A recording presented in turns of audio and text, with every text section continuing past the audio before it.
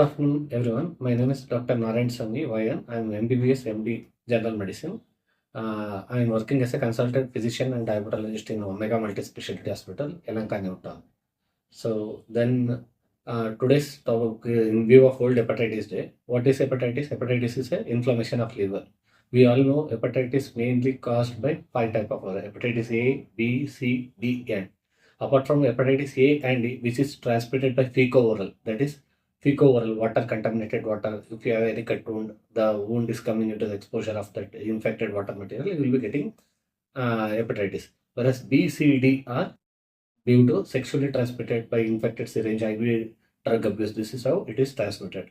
So vitamin A and E, it does not cause any chronic hepatitis, whereas hepatitis B, C are the more 90% chances of mortality worldwide is due to hepatitis B and hepatitis C virus. What are the do's and don'ts of hepatitis? What are the things do whenever we get hepatitis A? We need to maintain personal hygiene. We should not share our clothes to others. We need to do not have any fatty item. Avoid drinking alcohol, and you need to avoid traveling when you are infected. Don'ts: don't use share your infected cloths, or don't share your toothbrush, don't share your razor with the other people, because hepatitis B and hepatitis C, even hepatitis B is highly infective compared to HIV. The infective material can be even as low as 0.0001 ml.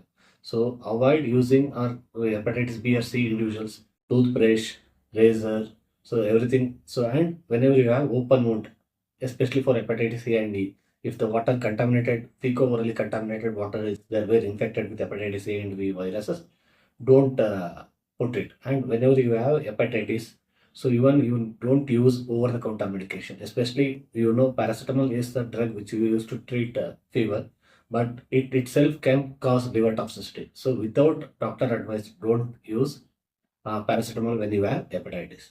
Thank you. So what are the symptoms in hepatitis? There will be jaundice, fever, fatigue, nausea. They will be having lack of appetite, and they will be having clay color stool, or they will be having dark yellow urine, and urine and stool examination are must.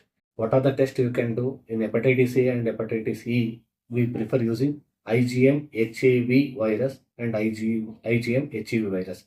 For hepatitis B and hepatitis C, there is the test which need to be done HbSAg to detect whether it is. When HbSAg comes positive, you need to go for liver function test.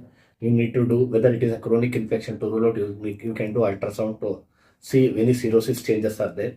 The other test which you can do whether treatment required for hepatitis B patients or not, by doing HBV DNA quantitative method. So by doing HBV DNA quantitative, you will be knowing how much viral load is there per ml of blood. Then you can do whether it is infective, HBeAg. So HBeAg is present, HBV DNA is more, and it determines whether patient is required treatment or not.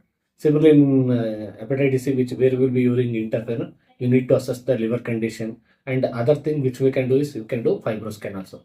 And pregnancy individuals with HbSAg positive, if they are not having anti-HBeAg, or they are not having any HBV DNA, viral load is very minimal, they can go for pregnancy if they are only HbSAg carrier patients. Thank you.